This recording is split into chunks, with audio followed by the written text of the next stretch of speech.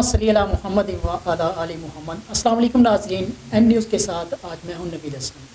آج اس پروگرام میں ہمارے ساتھ جو مہمان شخصیت موجود ہیں جناب ڈاکٹر خرم کیانی صاحب، جو کہ آسٹریلیا میں مقیم ہیں۔ ان کے متعلق اگر بات کی جائے، پاکستان میں ایک اچھا خاصا بزنس چلا رہے تھے اور اس کے دوران ان کی والدہ نے ان سے فرمائش کی کہ بیٹا تمہیں پی ایچ ڈی ڈاکٹر بننا چاہیے، جس کے بعد انہوں نے اپنی اچھی خاصی اس بزنس امپائر کو خیر باد کیا اور اس کے بعد امریکہ چلے گئے اور وہاں سے پی ایچ ڈی میں ڈگری حاصل کی۔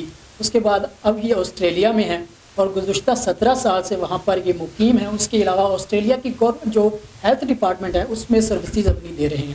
ہم ان سے ان کی جو لائف جرنی ہے وہ بھی جانیں گے اور ان کا یہ جو شفٹ تھا کہ ایک اچھی خاصی لائف جو کہ ایک پاکستانی نوجوان خواب دیکھ رہا ہوتا ہے، وہ سوچتا ہے کہ وہ بھی ایک اچھی خاصی لائف جرنی اس کی ہو، یعنی وہ اسٹارٹ میں 20-25 سال کی عمر میں اچھا خاصا کمانا شروع کر دے اور صرف وہ خود نہ کما رہا ہو، اس کی وجہ سے بہت سے دیگر لوگوں کا بھی روزگار چل رہا ہو۔ تو انہوں نے ایک ماں کی فرمائش پر صرف اپنے اس روزگار کو خیر باد کیا اور اس کے بعد اپنی لائف کو آگے کنٹینیو کیا۔ اس کے بعد ہمارے ساتھ ہی موجود ہیں جناب ارشد نسیم بٹ صاحب، جو کہ پاک آسٹریلیا فرینڈشپ کے پریزیڈنٹ ہیں۔ ہم ان سے جانیں گے کہ یہ پاکستان اور آسٹریلیا کے مابین جو دوستانہ رویہ ہے، اس کو جیسے یہ دن رات محنت کر کے ایونٹس کروا کے مختلف تقاریب کے ذریعے پروموٹ کر رہے ہیں اور اس میں بہتری لانے کی کوشش کر رہے ہیں، یہ ساری سٹوری آج آپ کے ساتھ شیئر کریں گے۔ سب سے پہلے ہم ڈاکٹر خرم کیانی صاحب سے بات کرتے ہیں۔ مجھے ذرا بتائیے گا، میں نے آپ کی جب لائف جرنی دیکھی تو آپ بہترین بزنس جو امپائر ہے یہاں پر ایک چلا رہے تھے، جس کی تقریباً کوئی 15 برانچز بھی تھیں۔ آپ نے اس کو اپنی والدہ ماجدہ کی فرمائش پر اسکپ کیا اور اس کے بعد امریکہ چلے گئے۔ آپ کو یہ خیال مطلب کہ آپ کی والدہ نے فرمائش کی اور آپ نے اس کو ایکسیپٹ کر لیا، کیسے آپ نے یہ ممکن کر دکھایا؟ دیکھیے، اس میں ایسا تھا کہ جو میرے والد صاحب ہیں، میرا والد کا تعلق ہے جیلم سے، اور ہمارے جو جیلم کے لوگ ہیں وہ موسٹلی آرمی میں یا فورسز میں ہیں۔ میری جو والدہ ہیں ان کا تعلق سیالکوٹ سے ہے اور وہ بڑے پڑھے لکھے خاندان سے، اور ان کے نزدیک پیسے کی کبھی بھی اہمیت نہیں رہی۔ انہوں نے کبھی ہمیں نہیں کہا کہ آپ پیسے کمائیں یا بہت زیادہ پیسے کمائیں۔ ان کی ہمیشہ یہ خواہش رہی کہ ہم اچھی سے اچھی تعلیم لیں، اور اسی وجہ سے میں پڑھنے کے لیے باہر گیا، میرے بھائی پڑھنے کے لیے باہر گئے اور ہمیں وہاں سے اچھی تعلیم لی۔ اور میں آپ کو ایک اور چیز تھوڑی سی اس میں ایڈ کر دوں کہ جب میں نے انگلینڈ سے MBA کیا تو میں نے وہاں پہ بہت اچھی جاب، ایک ساچی اینڈ ساچی ایڈورٹائزنگ کمپنی، اس میں شروع کی۔ جب میں اس میں جاب شروع کی تو میری والدہ کا مجھے فون آیا اور میں نے ان کو بتایا کہ میں نے ایک جاب شروع کی ہے بہت اچھی۔ تو انہوں نے کہا کہ نہیں، میں تو چاہ رہی ہوں کہ تم اپنے ملک میں آؤ، اپنے وطن میں آؤ اور یہاں پہ کچھ کرو۔ تو آپ یقین کریں، میں نے اسی وقت سب کچھ چھوڑا، وہ گاڑی سب کچھ چھوڑ کے اگلی فلائٹ پہ میں اگلے دن واپس آ گیا۔ پھر یہاں پہ آ کے میں نے جو ہے وہ اپنی ڈفرینٹ کمپنیز پہ کام کیا، جس میں packages limited, arrow Asia international air lines, اور ابھی آپ سن رہے تھے میں جو اس کے مالک ہیں عدنان تبانی صاحب، وہ میرے بہت گہرے دوست ہیں، بہت کامیاب بزنس مین ہیں۔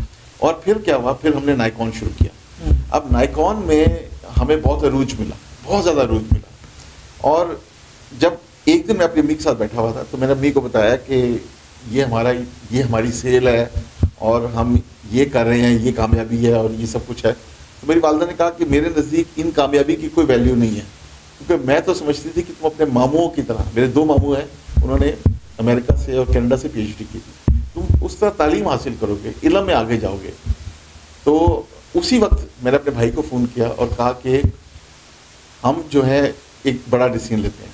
تو میری والدہ نے کہا کہ دیکھو، بات یہ ہے کہ میں تمہیں یہ دعا دیتی ہوں کہ تم نے جو پیسے کمائے، اللہ تعالیٰ تمہیں یہ توفیق دے کہ تم ان کو خرچ کر سکو اور ان کو انجوائے کر سکو، کیونکہ تم نے لوگوں کو، ایک نوجوانوں کو ایک نیا رستہ دکھایا ہے، ان کو کامیاب کیا ہے، تو اللہ تعالیٰ تمہیں ضرور یہ توفیق دے گا کہ تم اس پیسے کو انجوائے کرو اور اس سے تعلیم حاصل کرو۔ آپ چونکہ ایک بہترین جو اپنے نائکون کا ایک بزنس لے کے چل رہے تھے، آپ نے اس کو اسکپ کرنے کے بجائے اس کو بھی ساتھ کنٹینیو رکھتے اور ساتھ PhD بھی کر لیتے امریکہ سے، ایسا کیوں نہیں کیا؟ دیکھیے، میں سمجھتا ہوں کہ جب آپ ایک سیڑھی کے بعد دوسری سیڑھی پہ قدم رکھتے ہیں تو اس سیڑھی کو یاد نہیں رکھتے، اس سے پاؤں چپکا کے نہیں رکھتے، آپ اس کو اٹھا لیتے اس پاؤں سے وہاں سے۔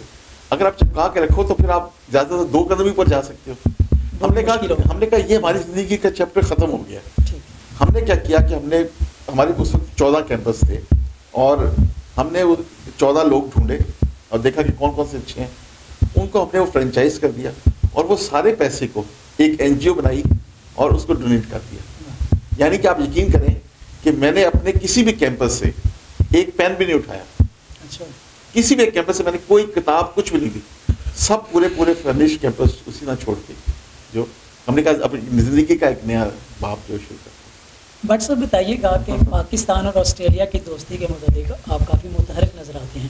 آپ کو یہ خیال کیسے آیا کہ آپ پاکستان اور آسٹریلیا کے مابین دوستانہ رویے کو بہتر کرنے کی کوشش کریں؟ سب سے پہلے تو آپ کو شکریہ ادا کرتا ہوں. اچھا میری زندگی کے جتنے بھی ادوار گزرے اس میں جب ناکامیاں دیکھتا ہوں تو میں کہتا ہوں کہ یہ ناکامیاں جو ہیں آنے والوں کو نہ ہیں. میری جو ناکامی ہے وہ جو میرے پیچھے آ رہے ہیں ان کو نہ ہوں.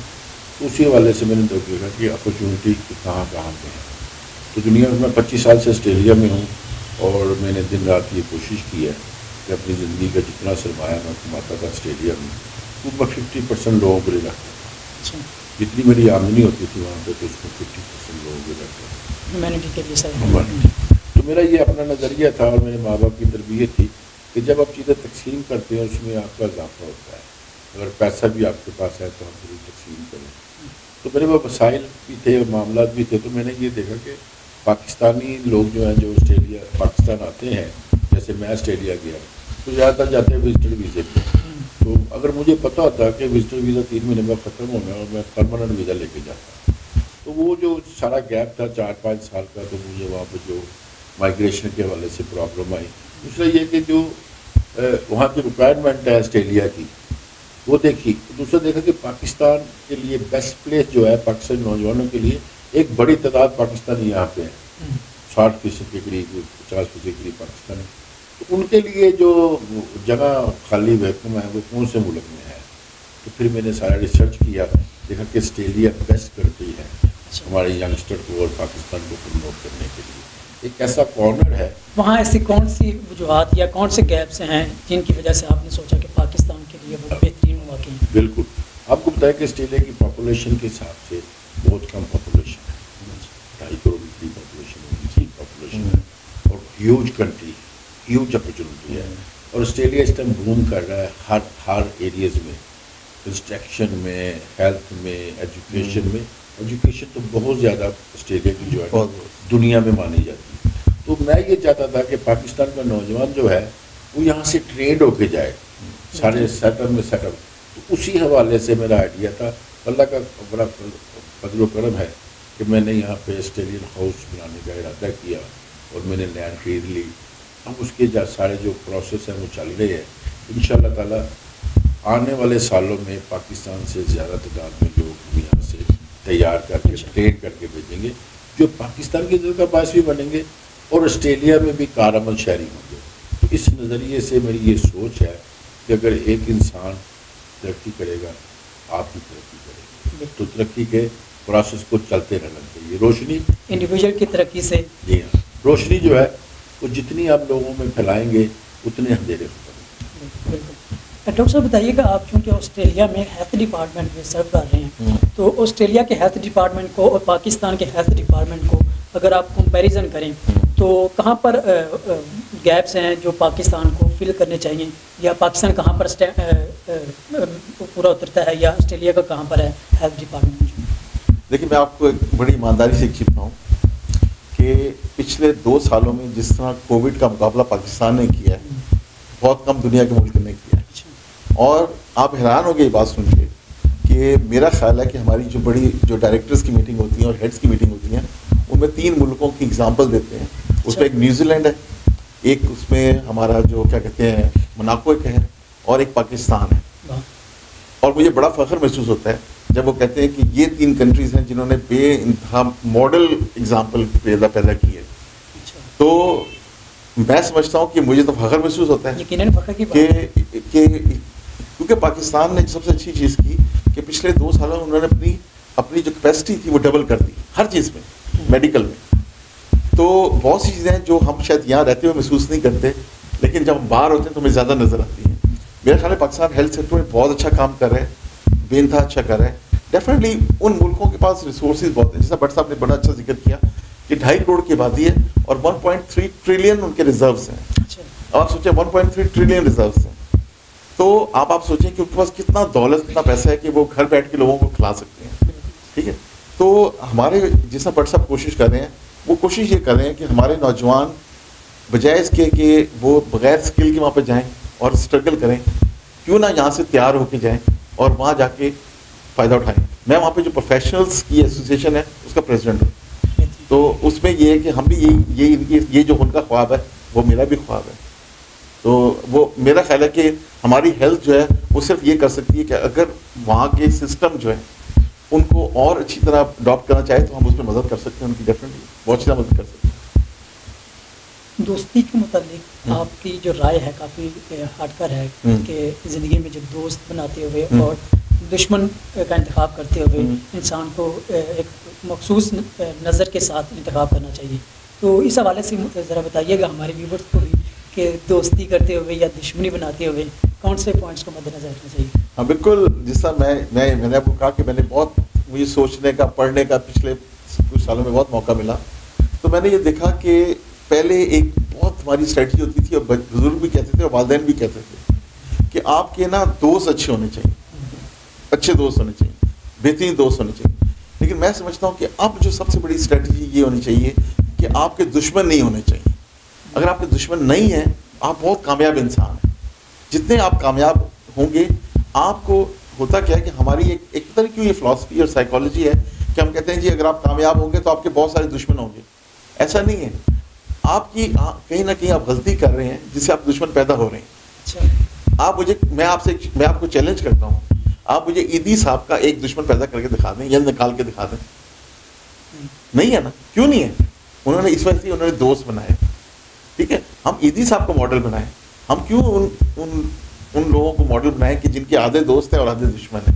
میں بتاؤں بٹ صاحب ہیں, یقین کریں میں نے جس طرح پرخلوص ان کو دیکھا, میرا ان کے ساتھ واقعہ ہے جو میں کبھی آپ سے شیئر کروں گا کہ مجھے جب میں نے ان کو انہوں نے میرے ساتھ وہ کیا تو میں نے کہا کہ نہیں یہ انسان فرق انسان ہے, یہ واقعی بے لوس کام کرتا ہے. اس کے بعد میری بالکل ان کے ساتھ جو ہے نا. تو ایک اور چیز میں بتاؤں آپ کو کہ آپ نے جو مجھ سے پوچھا تھا کہ آپ نے اتنا بڑا ڈیسیژن لیا جانے کا, کیسے لیا. 90% لوگ جو ڈیسیژن نہیں لے سکتے وہ اس وجہ سے نہیں لے سکتے کہ ان کی جو وائفس ہوتی ہیں وہ ان کو کہتی ہیں کہ نہیں آپ چینج نہ کریں, کیونکہ ان کو ان آسائش کی عادت ہوتی ہے.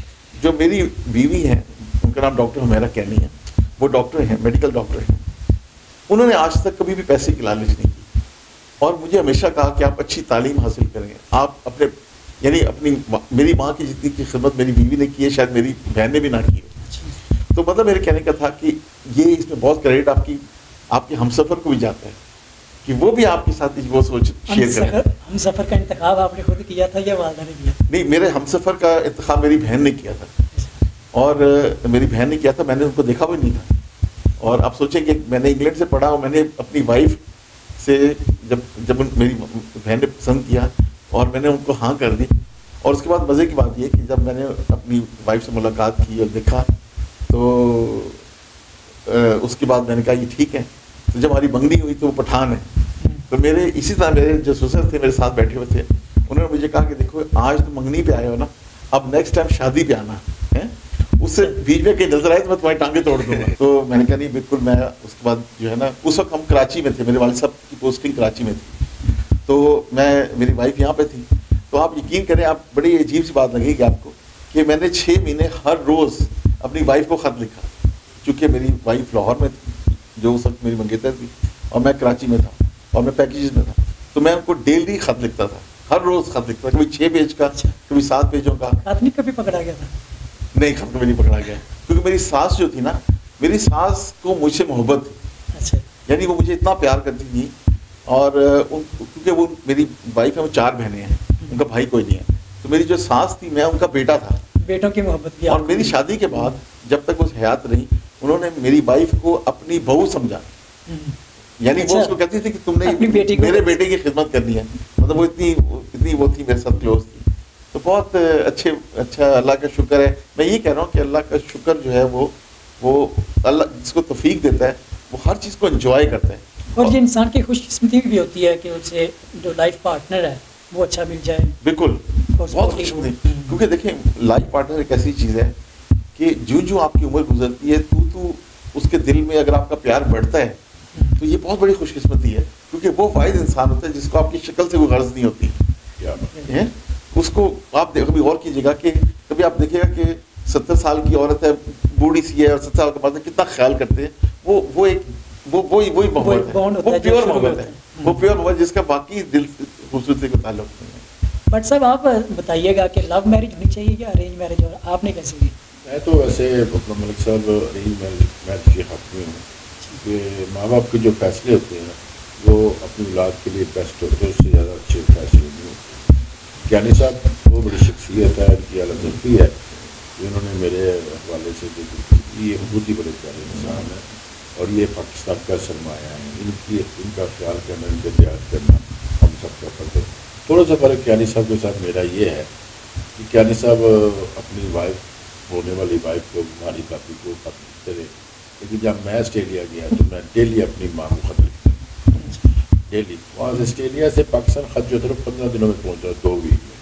تو میں ڈیلی اپنی والدہ کو 16 صفحوں میں خط لکھتا ہوں، اور میں یہ سمجھتا تھا کہ میری کامیابی کا جو ضامن ہے نا، جو پرائز بانڈ ہے، وہ میری ماں ہے.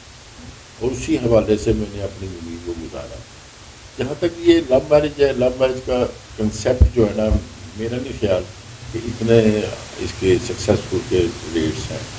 تو میری شادی جو ہے میرے ماں باپ میں کی، اور شکر اللہ کا کہ میری بیوی مجھے اللہ تعالیٰ نے بہت زیادہ خوبیت سے نوازا کہ جتنی میری پبلک ڈیلنگ ہے، لیڈی گھر میں، گھر سے باہر، اس میں میری کوئی رکاوٹ نہیں ہے. میرے جتنے مہمان آ رہے ہیں، لنچ کریں، ڈنر کریں، انہوں سے نہیں کہنا کہ یہ کیا ہے.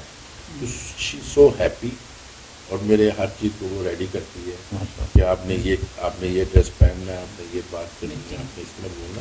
تو از بلیسنگ ہے. جیسے غرب بھائی نے کہا کہ اللہ کا شکر ادا کرنا چاہیے کہ اللہ تعالیٰ نے جو چیزیں آپ کو عطا کی ہیں وہ اللہ کا خاص مہربانی ہے کہ آپ دنیا میں اور سارے معاملات میں چل رہے ہیں. لیکن اس میں ایک چیز میں یہ اکثر کہتا ہوتا ہوں لوگوں سے کہ آپ کی کامیابی جو ہے نا، انسان کے ساتھ جو کامیابی ہوتی ہے اس کے ساتھ ساتھ بھی آپ کی کامیابی کو فل اپ بھی کرنے کے لیے سسٹم ہوتا ہے. تو اسی نظریے کے تحت میں چاہتا ہوں کہ جب میں گھر سے نکلوں تو میرے گھر کا ماحول اتنا اچھا ہو کہ میں مینٹلی گاڑی میں بیٹھوں تو مجھے کوئی پرابلم نہ ہو. تو جب میں نے یہ ایکسپیرینس کیا کہ گھر کا ماحول اچھا ہوتا ہے، جب جہاں جاتے ہیں وہاں پہ ماحول اچھا ہوتا ہے. تو یہ اللہ تعالیٰ نے کامیابی کے ساتھ اٹیچ کیا ہوا ہے کہ جب آپ کسی کو خوشی دیتے ہیں، اللہ تعالیٰ کو خوشی دیتے ہیں. ڈاکٹر صاحب بتائیے گا، آپ نے مختلف ممالک کا وزٹ کیا، جیسے کہ UK سے آپ نے MBA کیا، اور اس کے بعد PhD آپ نے امریکہ سے کی، اور اس وقت آپ آسٹریلیا میں ہیں، اور بھی آپ نے ممالک دیکھے ہوں گے. کوئی ایسا منفرد سا واقعہ جو شیئر کرنا چاہیں؟ دیکھیے میں نے PhD آسٹریلیا سے کی. اچھا. میں نے PhD آسٹریلیا سے کی، اور وہاں کی نمبر 1 یونیورسٹی سے کی ہے، جو لیڈنگ یونیورسٹی ہے میکواری، اس سے کی. میں آپ کو واقعہ بتاتا ہوں کہ ایسا ہوا کہ جب میں نے PhD اسٹارٹ کی تو میں اپنی امی کو لے کے گیا، والدہ آئی تھی آسٹریلیا، میں ان کو لے کے گیا یونیورسٹی. تو جب ہم گزر رہے تھے تو ایک اسٹیچو تھا جس میں ایک عورت جو ہے وہ کھڑی ہوئی ہے، اور اس کے ساتھ ایک اس کا لڑکا جو ہے نا، اس نے ڈگری پکڑی ہوئی ہے. تو میں نے اپنی والدہ کو کہا کہ ایک دن آئے گا کہ میں آپ کو اسی طرح آپ یہاں پہ ہوں گی اور میں ڈگری لوں گا. تو میری والدہ صاحب کہنے لگی، میری والدہ نے کہا انشاءاللہ تعالیٰ. پھر کیا ہوا کہ جب ہمارا پہلا سیمسٹر ہوا تو سیمسٹر میں ہمارے 22 اسٹوڈنٹ تھے، اور سارے ٹاپ کے تھے، بہت زبردست تھے. ان 22 میں صرف ایک اسٹوڈنٹ فیل ہوا ہے، اور وہ میں تھا. اچھا ہوا کیا کہ مجھے کوشچنس جو تھے وہ ڈفرینٹ سمجھ آئے، میں فیل ہو گیا. اب فیل ہو گیا تو جب میں اس اسٹیچو کے پاس سے گزرا تو میں نے کہا کہ نہیں، یہ تو بات صحیح نہیں ہے، یہ تو میں نے اپنی ماں کو وعدہ کیا تھا. میں نے جا کے اپنے ڈین سے ملا، اور میں نے ان کو کہا کہ مجھے ایک اور اپرچونیٹی دیں، اور میں جو ہوں میں اس کو دوبارہ سے ایگزام ٹیسٹ دیتا ہوں. انہوں نے کہا کہ ٹھیک ہے آپ ٹرائی کریں. میں نے پھر اس کی دن رات تیاری کی، اور میں نے پھر وہ پڑھنا شروع کر دیا. 3.5 سال کے بعد ہمارا PhD کے بیچ جو تھا، اس سے PhD کمپلیٹ جب ہوئی تو آپ مانیں گے نہیں اس بات کو کہ ان 22 میں سے میں 22 تھا جس نے PhD کمپلیٹ کی. 21 نے نہیں کی، 21 نہیں کر سکتے. پہلے سیمسٹر میں 21 نکل گئے اور ایک رہ گیا. جب ڈگری مکمل ہوئی اس وقت 21 پیچھے رہ گیا اور ایک آگے نکل گیا. ہاں تو یہ دیکھیں کتنی بڑی، کیونکہ پہلے سال میں آپ کے 4 کورسز ہوتے ہیں جس میں literature review, quantitative analysis, qualitative analysis اور کنکلوژن، یہ آپ پڑھتی ہو. پھر آپ تھیسس لکھتے ہو, 2 سال آپ کو لگتے ہیں تھیسس لکھنے میں. تو میں آپ کو بتا رہا ہوں کہ یہ دیکھیں کتنا. پھر اس کے بعد کیا ہوا کہ جب میں نے پی ایچ ڈی کی ڈگری لی تو میں اپنی والدہ کو لے کے اس اسٹیچو پہ گیا, اور وہاں پہ میں نے تصویر اپنی والدہ کے ساتھ کھنچائی. وہ اگر آپ کبھی سرچ کریں میرا نام تو اس میں پوری ڈیٹیل ہے, وہ اسٹیچو پہ تصویر وغیرہ بھی ہے. تو یہ بہت ہی ایک آپ دیکھیں کہاں سے آپ بالکل ناکام ہوتے ہیں. اب یہ بھی ہو سکتا تھا کہ میں چھوڑ دیتا, لیکن میں نے کہا کہ نہیں, میں اس کو جو ہے نا وہ اس کو لے کے چلوں. تو یہ اللہ تعالیٰ کا بہت شکر ہے. اس میں میں ایک دفعہ پھر بولوں گا کہ جو پی ایچ ڈی ہوتی ہے وہ آپ زیادہ آپ کی بیوی کی ہوتی ہے. اس کی وجہ یہ ہوتی ہے کہ وہ سفر کرتی ہے, کیونکہ آپ نے سیٹرڈے سنڈے کو بیٹھ کے پڑھنا ہوتا ہے, اور ایک دو سال کی بات نہیں, یہ 3-4 سال لگ جاتے ہیں اس میں. تو اس میں بہت میری وائف کی بہت زیادہ سپورٹ تھی. اور میں آپ کو ایک اور چیز بتاؤں, میں کسی بھی ڈنر میں نہیں جاتا, کسی پارٹی میں نہیں جاتا جس میں میری وائف کو انوائٹ نہ کیا جائے. میں نہیں جاتا, بالکل میں نہیں جاتا. میں منع کر دیتا ہوں کہ نہیں بھیا پاسبل نہیں, انلیس کہ وہ میل گیدرنگ ہے. اگر ایک میل گیدرنگ اس میں تو آپ نہیں لے جا سکتے نا, لیکن اگر 90% میں وہ اٹینڈ بھی نہیں کرتا. بٹ سب بتائیے گا, عمومی طور پر جو رائے پائی جاتی ہے کہ یہاں سے پاکستان سے جو لوگ باہر جاتے ہیں کام کرنے, جاب کرنے, وہ عجیب و غریب سی جابس کرتے ہیں. تو آسٹریلیا میں یہ رجحان کس طرح کا ہے, وہاں پر پاکستانی عموماً کس طرح کی جابس کرتے ہیں؟ لیکن ایک تو بات یہ ہے کہ ہماری جو قوم ہے, پاکستانی قوم میں جو ینگسٹر ہے, اس کو یہ فرق نہیں معلوم کہ انسان کی کامیابی کے لیے انسان کو کسی محاذ پہ جانا ہے تو وہ تیار ہو کے جانا ہے. ہم سب لوگ جو ہے نا وہ بس کے اسٹینڈ پہ چڑھ کے بھی آسٹریلیا جانا چاہتے ہیں, باہر جانا چاہتے ہیں. اگر آپ آسٹریلیا کی لائف دیکھیں تو میں یہ کہہ رہا ہوں کہ میری یہ خواہش ہے کہ ہر پاکستانی کو 2 سال کے لیے آسٹریلیا بھیجا جائے, اس کو پتہ لگ جائے کہ وہ لائف ہے کیا. اتنی ایزی لائف نہیں ہے جتنی ایزی لوگ سمجھتے ہیں. اور اسی کنسیپٹ, اسی سوچ سے میں سمجھتا ہوں کہ ہمارے ینگسٹر جو پاکستان میں ہیں یہ بڑے لکی ہیں. جیسے آپ کی بہن آپ کے لیے چائے بنا کے لاتی ہے, کھانا بنا کے لاتی ہے, وہاں پہ یہ آپ کو خود کرنا ہوگا. اور وہ جو آپ کی ماں جو آپ کے لیے کھانا بناتی ہے اور آپ کھانا نہیں کھاتے اور بات کرتے ہیں, وہ احترام نہیں کرتے, تو آپ کو پتہ لگے وہاں کی لائف پریکٹیکل انسان کو انسان بناتی ہے. اور ہمارے جو نوجوان ہیں وہ ان کو یہ سوچنا چاہیے کہ اگر آپ نے دنیا میں کامیابی حاصل کرنی ہے تو علم کی دولت سے ہے. آپ نے اپنے جس بھی شعبے میں جانا ہے, جس بھی ادارے میں جانا ہے, اس کی تیاری کریں. تو اسی وجہ سے جتنی بھی لو کیٹیگری کی جاب ہے وہ ہمیں کرنی پڑتی ہے, کیونکہ ایک تو یہ ہے کہ ہمیں فیملی کی طرف سے ٹرین نہیں کیا گیا. اگر آپ کوئی چھوٹا سا جاب کر رہے ہو, اس کا سرٹیفکیٹ ہو, آپ ہیئر ڈریسر ہیں, آپ کیا کہتے ہیں فرنیچر کا بزنس کرتے ہیں, یہ کوئی بزنس کر, اس کا سرٹیفکیٹ لیں, آپ سرٹیفکیٹ لے کے آپ آسٹریلیا جائیں گے, میں جی یہ کام کرتا ہوں. تو ہمارے پاس اسکل نہ ہونے کی وجہ سے, ایجوکیشن نہ ہونے کی وجہ سے ہمیں وہاں پہ تمام وہ کام کرنے پڑتے ہیں. اور پھر ہم اپنی لائف کو بہتر کرنے کے لیے بھی نہیں سوچتے کہ وہیں پہ ہیں, اب پیسے کما رہے ہیں, ساتھ میں کوئی ڈپلوما کر لیں, کسی ادارے میں داخلہ بہتر نہیں, وہ اسی میں اسٹک ہو جاتے ہیں. تو میں نے اپنی زندگی میں سارے کام کیے ہیں, لیکن میں اپنی زندگی میں یہ فیصلہ کرتا رہا کہ enough is enough, now we have to move other areas. اسی سارے معاملات کو لے کے چلنا ضروری ہے. تو ڈاکٹر کیانی صاحب نے بڑی خوبصورت بات کی, اور میرا بھی اس پہ پکا یقین ہے. میں چاہتا ہوں کہ آپ کے جو ناظرین ہیں وہ سن لیں کہ ماں باپ کے حوالے سے, جیسے ڈاکٹر صاحب نے کہا کہ جب میں وہ مکواری یونیورسٹی گیا تو وہاں اسٹیچو تھا اور ایک بچے کو ڈگری تھی, اور انہوں نے کہا کہ میں اپنی ماں کو یہاں لاؤں گا, اور یہ ان کا موٹیویشن آپ کے اندر ہونی چاہیے, آپ کے اندر ٹارگیٹ ہونا چاہیے, آپ کا ویژن ہونا چاہیے. جب اب تمام چیزیں ہوں گی تو آپ آگے نکل جائیں گے, لوگ پیچھے رہ جائیں گے. میری بھی ایسی سٹوری ہے کہ مجھے یہاں پہ دنیا کا, امریکہ کا بہت بڑا اسکالر آیا, اور وہ اسکالر کی مجھے دعوت آئی کہ جی اس سے میٹنگ ہے, ذرا اس کی باتیں سنیں, یہ ہے. تو میں نے کہا یار اس کی کیا باتیں سننی, اس کو چھوڑو یار اس کی. تو وہ میرا خیال ہے 2-3 گھنٹے میرے ویسٹ ہونے تھے, یا میں نے وہاں جانا تھا. تو میں نے ملک صاحب وہ چینج کر, اس کو ملا نہیں. 3-4 مہینے کے بعد وہ نیو یارک ٹائم میں نے دیکھا, تو نیو یارک ٹائم میں ایک بہت بڑی فوٹو تصویر چھپی ہوئی. وہ جو اسکالر تھا وہ اپنے ماؤں کے پاؤں دھو رہا تھا، وہ اسکالر. جب اس نے میں نے تصویر دیکھی میں نے کہا یہ تو اتنا بڑا انسان تھا، اتنے بڑے انسان کو میں نے ملا. یہ جو ماں کی عظمت ہے اس کو اس نے اسے مقام پہ پہنچایا ہے کہ اس کی ایک جو لیکچر ہے وہ $3 لاکھ کا لیکچر ہوتا ہے.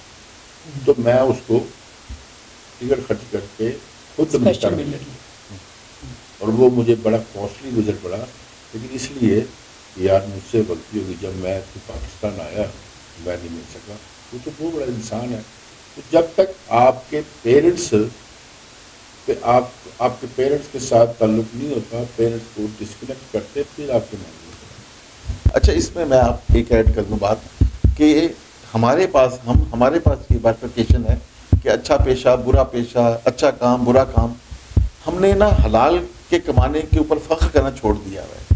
ہم اس پہ چلے گئے ہیں کہ کس طرح پیسے کمائے جا رہے ہیں. وہاں پہ جو بھی آپ کام کرتے ہو، چاہے آپ کلینر ہو، ایون آپ یقین کریں کلینر اتنا فخر محسوس کرتا ہے یار میں حلال کما رہا ہوں، میرے بچے حلال پہ پل رہے ہیں، میرے لیے بڑی خوشی کی بات ہے. اسی وجہ سے ان کاموں کی وہاں بہت اپریسیشن ہے، بہت آپ کو اچھے پیسے ملتے ہیں. یہ یہاں پہ اب آپ ایک بات مجھے بتائیں کہ یہاں پہ آپ نے میکڈونلڈ میں دیکھے لڑکیاں سرو کر رہی ہوتی ہیں. آج سے 10 سال پہلے آپ نے سوچا تھا کہ لڑکیاں کبھی اس طرح کام کریں گی؟ تو یہ سوچ کا چینج آ رہا ہے. یہ بہت پازیٹیو چینج ہے، سوچ بدل رہی ہے. یہ پازیٹیو چینج ہے. آج آپ دیکھیں کہ کتنا بڑا طبقہ جو کامیاب ہے وہ اوبر چلا رہا ہے. ٹھیک ہے نا، یہ سوچ کا چینج ہے. ہمیں اسلام کی اصلی روح کو پکڑنا ہوگا. یہ دیکھنا چاہیے کون سا طریقہ جہاں ہم حلال جہاں پہ ایک آدمی بجائے اس کے یہ پوچھے کہ آپ کیا کام کرتے ہیں، وہ یہ فخر سے بتائے کہ میں حلال کماتا ہوں، میں اپنے بچوں کو حلال کھلاتا ہوں. ٹھیک ہے کہ نہیں؟ تو اس سے کیا ہوگا کہ ہماری سوچ چینج ہو جائے گی، ہے کہ نہیں؟ تو یہ میں بٹ صاحب کی باتوں میں ایڈ کرنا چاہ رہا تھا کہ وہاں پہ حلال کا بہت اسٹرانگ کانسیپٹ ہے. تو نقصان کیا ہوتا ہے کہ اگر یہ سوچ نہ ہو تو پھر آپ حرام کمائی سے حلال گوشت ڈھونڈتے رہتے ہیں. ٹھیک ہے، تو آپ نے چونکہ اپنا بھی کام کیا ہے، کاروبار یعنی بزنس کیا ہے، جاب بھی کی ہے جی، تو نوجوانوں کو کوئی پیغام دینا چاہیں گے کہ وہ مطلب اگر بزنس کرنا چاہتا ہے، اس کے ذہن میں یہ ہے کہ وہ اپنا کام کرے لیکن وہ جاب کر رہا ہے، تو وہ کیسے اپنے بزنس کی طرف آئے؟ دیکھیے اللہ تعالیٰ نے، میں یہ سمجھتا ہوں کہ اللہ تعالیٰ نے ہر انسان کو نا، جیسے گاڑی ہے نا، اس میں آپ مجھ سے پوچھیں گے کہ کون سا قیمتی پرزہ ہے، یہ کون سا امپورٹنٹ پرزہ ہے، تو شاید کوئی بھی پرزہ ایسا نہیں ہے جو امپورٹنٹ نہ ہو. ڈاکٹر صاحب آپ نے چونکہ جاب بھی کی ہے اور بزنس بھی کیا ہے، تو نوجوان جاب کر رہے ہیں لیکن وہ بزنس بھی کرنا چاہتے ہیں، تو وہ کیسے بزنس کی طرف آ سکتے ہیں؟ دیکھیے میں جب جاب کرتا تھا نا تو میں بہت ایمانداری سے جاب کرتا تھا. میں جب پیکیجز میں جاب کی اور ایرو ایشیا ایئر لائنس میں جاب کی، میں نے بہت ایمانداری سے جاب کی. اور اس جاب کے ساتھ میں اللہ تعالیٰ سے ہمیشہ دعا کرتا تھا کہ اللہ مجھے موقع دینا کہ میرے ہاتھوں سے بہت سے لوگ گھر چلیں. ٹھیک ہے، تو جب آپ جو کام کر رہے ہیں نا، اگر آپ یقین کریں بہت ایمانداری سے کریں گے نا، اللہ تعالیٰ خود بخود رستے بنائے گا. آپ کو ایسے لوگوں سے ملوا دے گا. آپ کو میں ایک چھوٹی سی اگزامپل دوں کہ ہم نے جب پہلی دفعہ کمپیوٹرز کے لیے لون اپلائی کیا، لیز اپلائی کی، وہ 2,30,000 کی تھی. تو بینک نے ہمیں منع کر دیا. بینک نے کہا کہ آپ یہ پے نہیں کر سکتے، آپ کے پاس اتنا فنڈ نہیں ہے کہ آپ پے کر سکیں. اسی بینک نے 1 سال کے بعد ہمیں 2.5 کروڑ کی لیز دی. تو اللہ تعالیٰ جب کرنا چاہتا ہے نا تو آپ کو پتہ بھی نہیں چلتا کہ وہ کیسے اسباب اور کیسے طریقے بنا دیتا ہے. تو میں یہ سمجھتا ہوں کہ جو لوگ جاب کر رہے ہیں بہت ایمانداری سے جاب کریں، اس پہ فخر کریں اور اللہ سے دعا مانگے دل سے کہ اللہ میرے لیے رستے ایسے بنا کہ میرے ہاتھوں سے بہت سے لوگ اور کمائیں اور کھائیں.